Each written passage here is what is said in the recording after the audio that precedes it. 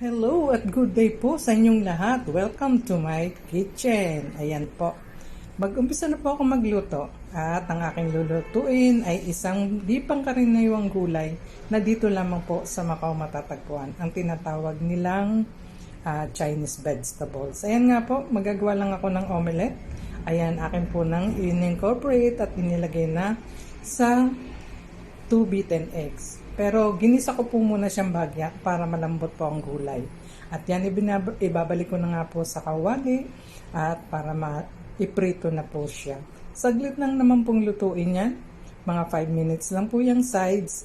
Ating lulutuin at pagkatapos tsaka ko po babalik ta rin. In 5 minutes luto na po yan.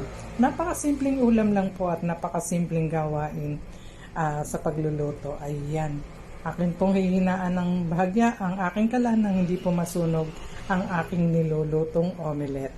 Ayan po, di pangkaraniwan na omelette pero napakasarap po at masustansya po. Para po siyang medicinal din ang gulay na yan.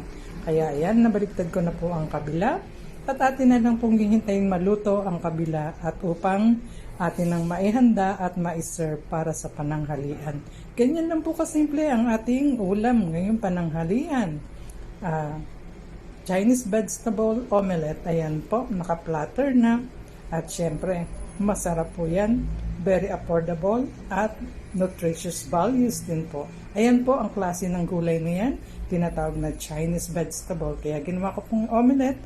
At thank you for watching.